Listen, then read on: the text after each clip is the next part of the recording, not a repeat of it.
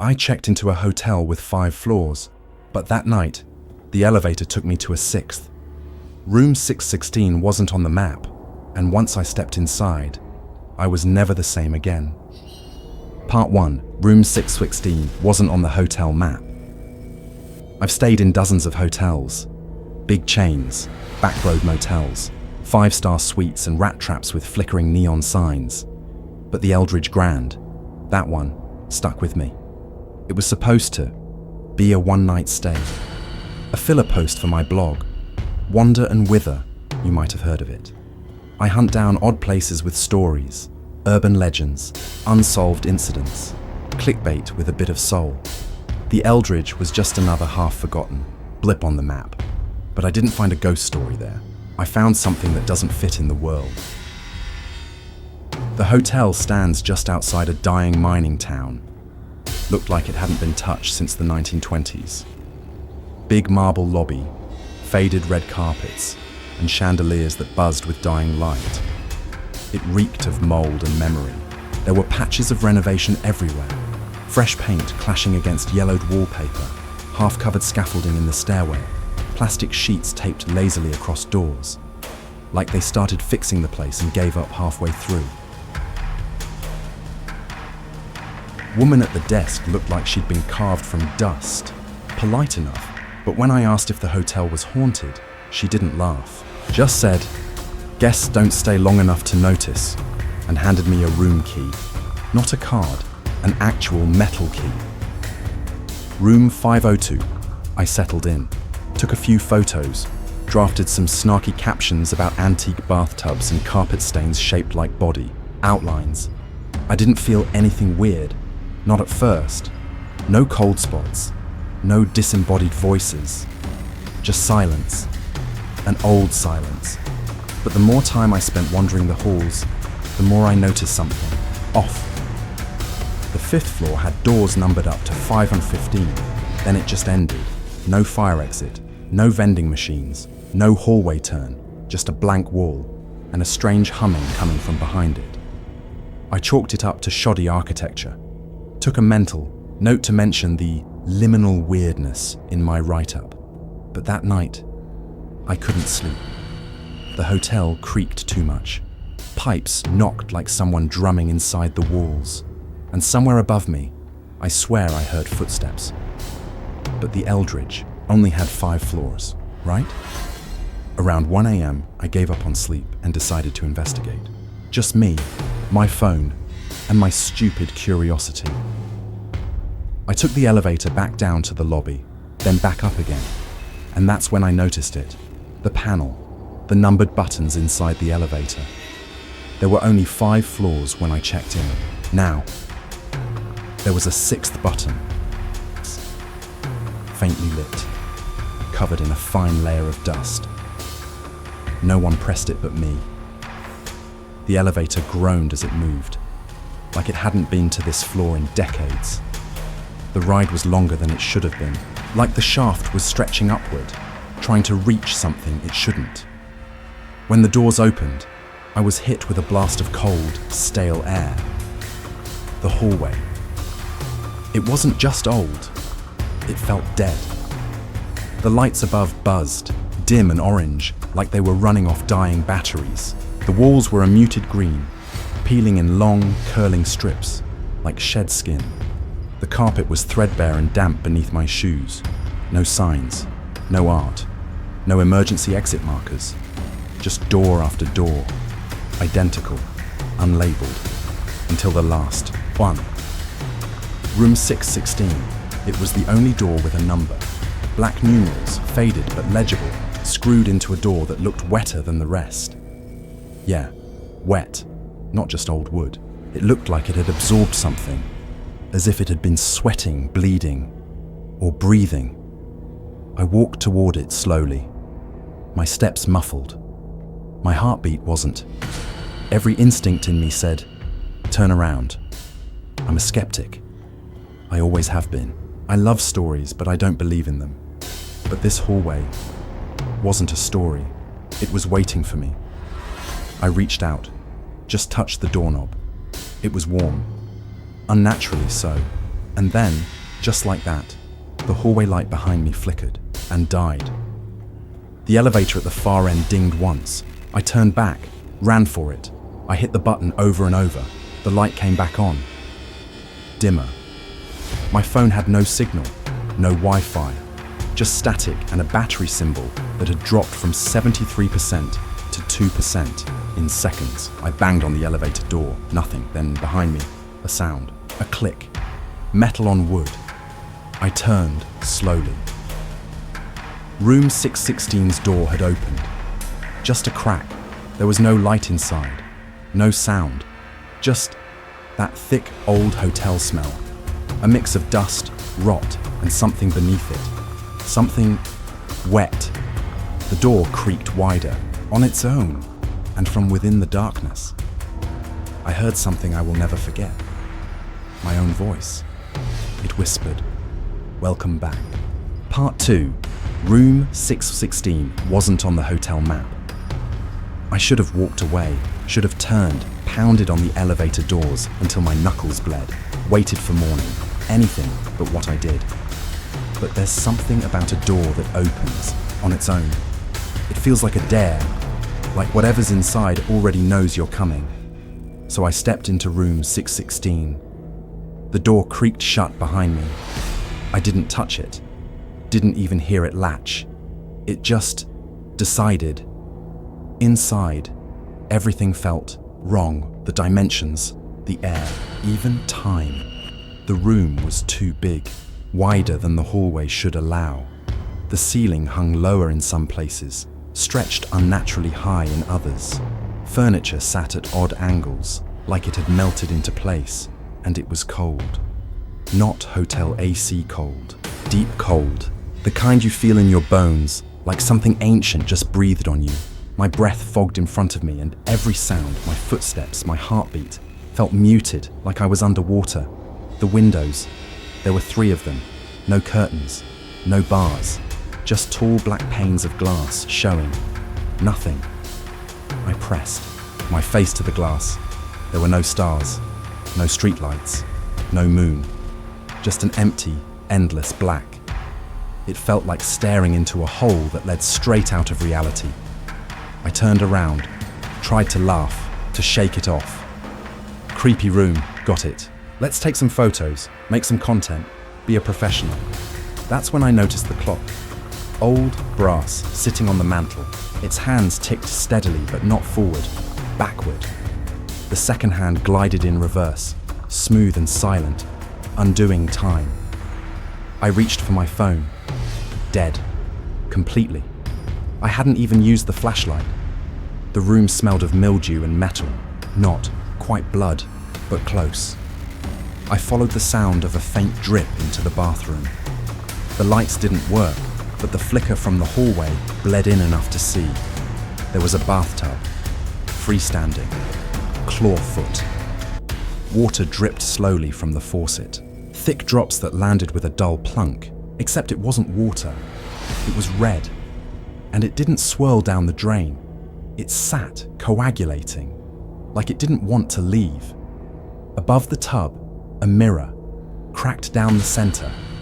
My reflection looked wrong, delayed, slightly off, like it was thinking about how to mimic me. Then I heard it. Music, low and warbled, like it was playing underwater. An old jazz tune. Saxophone, maybe. Grainy. Faint. Coming from the corner of the room. I turned and saw it. A gramophone sitting on a desk, spinning lazily. Except there was no power in the room. The light switch did nothing. The outlets were blackened. And yet, the record spun. I moved toward it, but something else caught my eye. A journal, leather-bound, worn soft at the edges, sitting just beside the gramophone. No dust on it, like it had just been set down. I opened it. Blank pages at first. Then notes, frantic handwriting, margins filled with scribbles and arrows and symbols I didn't recognize. One entry read, "This place loops." I swear it. I walk the halls and end up back at this door. It lets me out. but I always come back. I hear myself talking when I sleep, but my mouth is closed. Another said, the staff won't answer my questions. The woman at the desk only smiles now. I think her teeth are fake or borrowed. There were dates. They started recent, just a few months ago. But as I flipped back, the years stretched. 2019, 22, 21, 20. The same handwriting, over and over, no matter the year. I started to sweat. The air was cold, but I was overheating, like my body knew something my mind didn't want to understand. And then, the last page, a single line, scrawled at the bottom in that same frantic hand. I'm still here. I've always been here. I think I was born here. I felt my breath catch. My stomach flipped. I looked down at the signature. Alex Crane. My name, my handwriting, identical. Part 3. Days that weren't mine.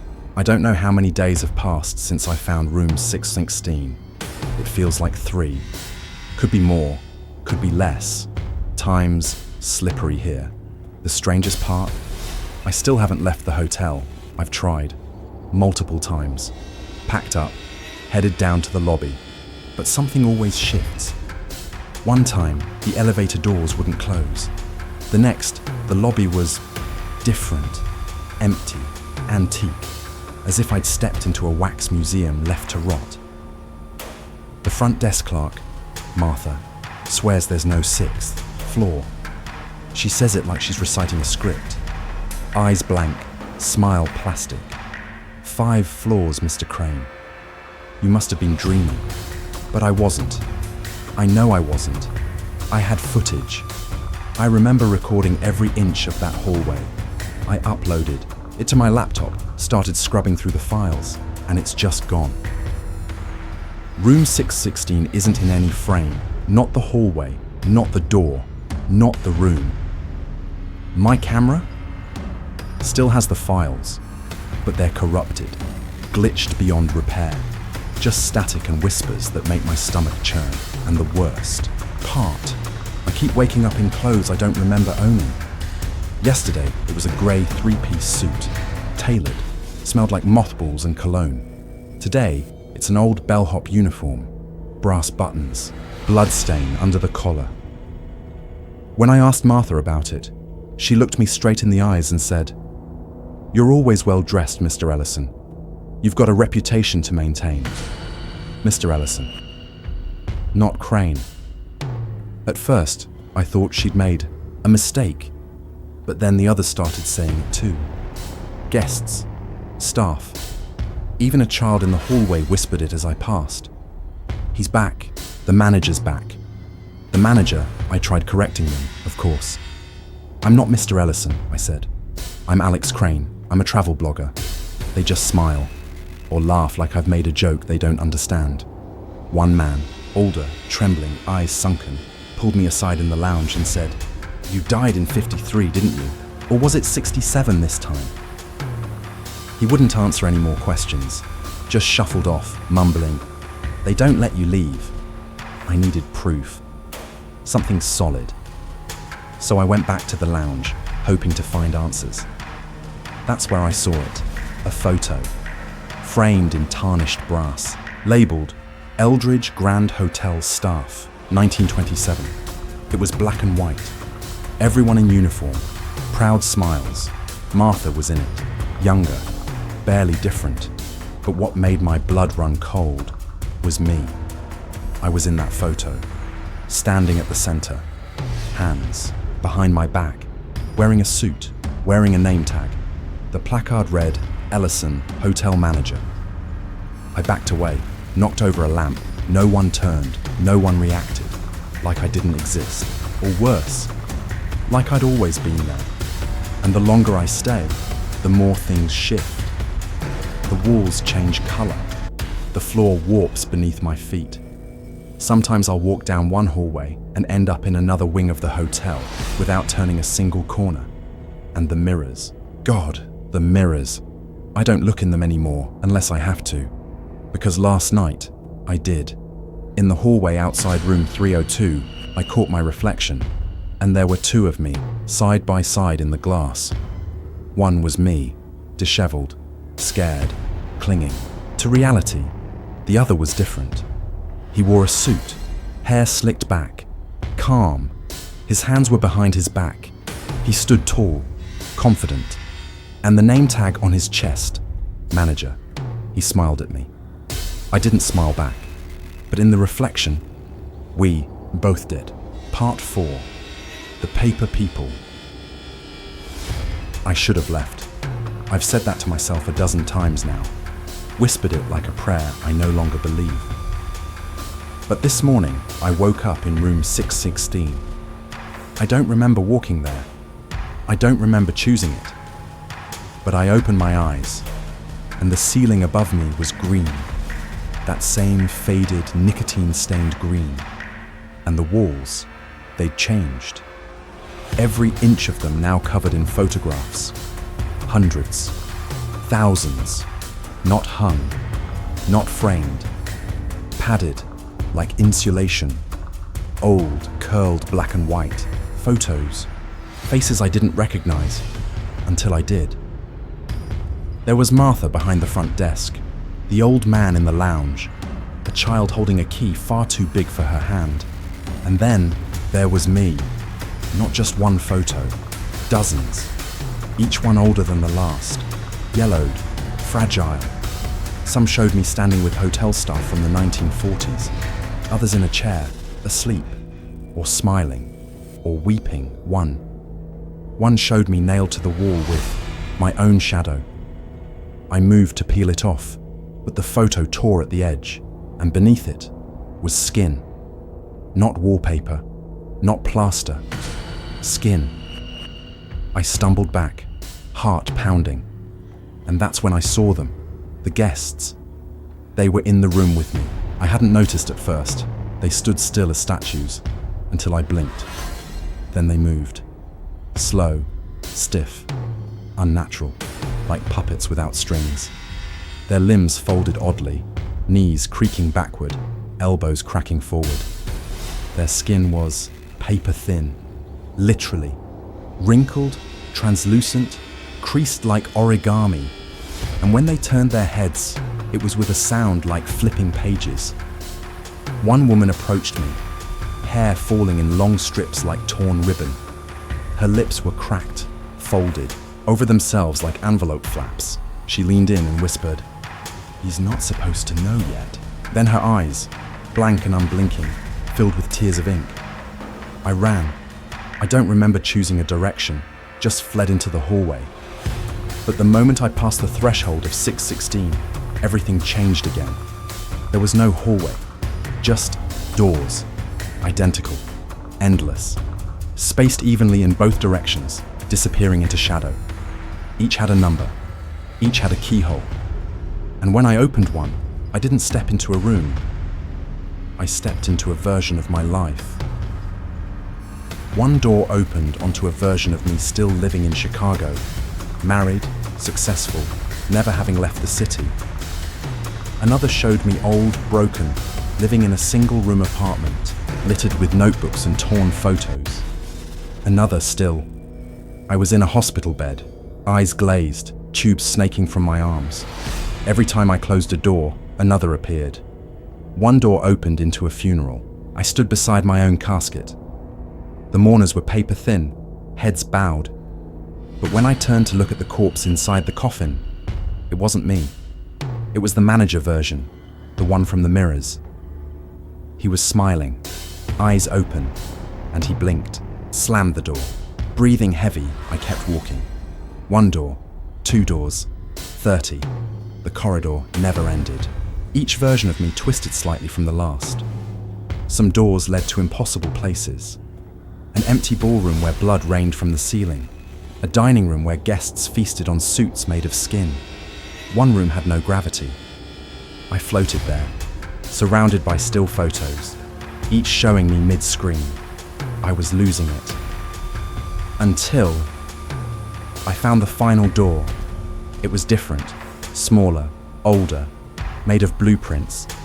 The entire surface of it was covered in ink and pencil lines, schematics, designs.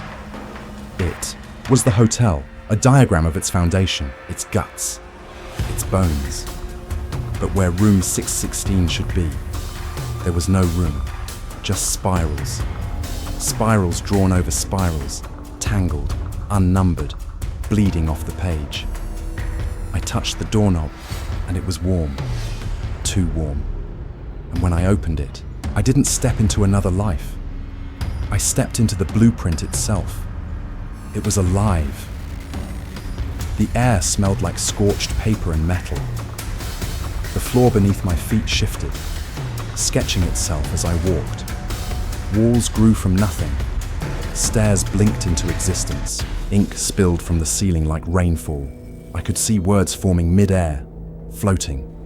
Staff quarters. Mechanical core. Void of record. And ahead, pulsing like a heart, was a space where no lines ever settled. Room 6 and 16 wasn't built.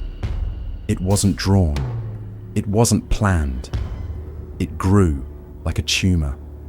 A cancer in the blueprints. A glitch in the memory of the hotel. And I was walking straight into its mouth. Part 5. The guest that never checked out. I don't remember what day it is, or how long I've been here, or why I came in the first place. My name is Alex Crane, I think. But last night, I found a letter in the nightstand drawer in room 616, addressed to someone named Michael. It was signed, "Love always, Mom." And the handwriting, it was mine. I don't remember writing it. I don't remember having a brother. I don't remember being anyone but me. And yet, as I held the letter, I felt a memory form, not return, form. Like the hotel was building a past for me, one I didn't ask for. There were other letters too, dozens, all with different names, different details, but all in my handwriting. Some were birthday cards, others were goodbyes. One just said, "The elevator only goes down if you ask nicely." I tried calling my mum. I don't know what I expected. Some flicker of truth. Some voice on the other end to pull me back into my real life. A tether I could hold on to. But the line rang twice, then answered with static. And beneath that, static, if I really strained to hear it. I could make out something that chilled me. A voice whispering, "You were never born, Alex. You were written." I hung up, or maybe the line went dead. I honestly can't remember anymore. Memories, my memories, are starting to slip like loose photographs off a wall. Scattered, mismatched. Sometimes they're not mine at all. I saw myself in the mirror earlier. Same face, same eyes. But there was something off. The version looking back at me was younger, barely more than a boy, eyes swollen from crying, wearing the same clothes I remember from childhood. And when I turned around, he wasn't in the mirror anymore. He was in the lobby, a small boy, standing barefoot by the front desk, sobbing softly. No one noticed him, not the staff, not the guests. But I did. I approached him slowly. He didn't speak, just looked up at me with wide, wet eyes. He looked familiar, too familiar. I knelt down and asked, "What's your name?" And he whispered, "Alex Crane." Then he vanished, not in a puff of smoke, not like a ghost. He simply folded inward, like paper being crumpled, and was gone. I started to run. I didn't care where. I just ran. Away from the boy. Away from 616. Away from myself. But this place, this hotel, it doesn't let you leave. Not really. I tried the elevator. Every floor I picked, every button I pressed, it always opened on the 6th.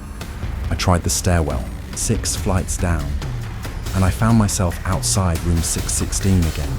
The hall doesn't just loop, it resets, like I'm inside a tape someone keeps rewinding. The hotel talks now, not out loud, in whispers. Beneath the hum of the light fixtures, inside the creaks of the floorboards, behind the rustling of the curtainless windows. It talks, and I understand it. It offers me something. Not freedom, not escape. Something deeper. It said, you can stay and be remembered, or leave and never have existed. That's the deal. Stay and become part of the story, the myth, the building. People will come and they'll whisper my name. I'll be the ghost in the elevator, the man in the mirror, the guest that never checked out, or leave and vanish completely. No memory, no past. Like I was a character in someone else's dream. Like I was never real to begin with. But what scares me more than the choice is that I'm starting to consider it. I went back to my room 303, but it was gone. Every floor, the same hallway, same faded green wallpaper, same flickering bulbs, same room. Six Eyes stood in front of it, hand trembling on the knob. I didn't want to open it. I knew what was on the other side, but I had to.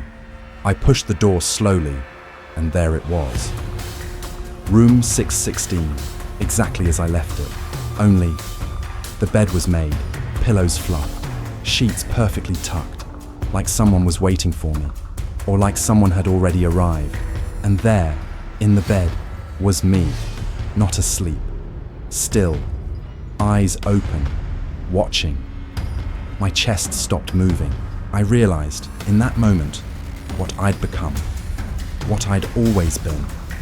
The guest, the story, the lie the hotel tells itself so it doesn't collapse. I backed out of the room, but the hallway was gone. Only the sound of turning pages behind me. Part 6. He's always been the manager.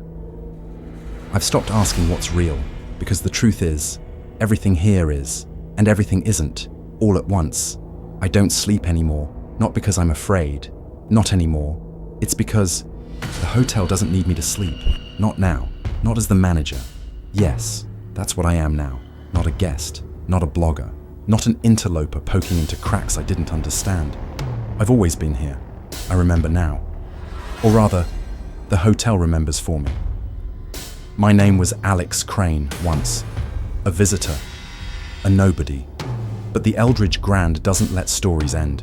It folds them, stitches them, slips them between the walls like old blueprints soaked in blood. I remember being Mr. Ellison, the first manager, and Mr. Haversmith, the one after.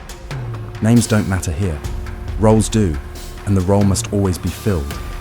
The hotel needs a keeper, someone to remember the guests who don't check out, someone to record the echoes in the hallways, to smile when the walls weep, to take notes when the shadows rearrange themselves, to make sure room 616 stays occupied, and that someone is always me. I fought it at first, clung to who I was, the man with a blog and a backpack and too many questions. But the more I tried to run, the more I found myself sitting behind the desk in the black and white lobby, wallpaper peeling like skin, the chandeliers swinging, though no wind ever passes through. I sit, I smile, and I welcome them, the new guests.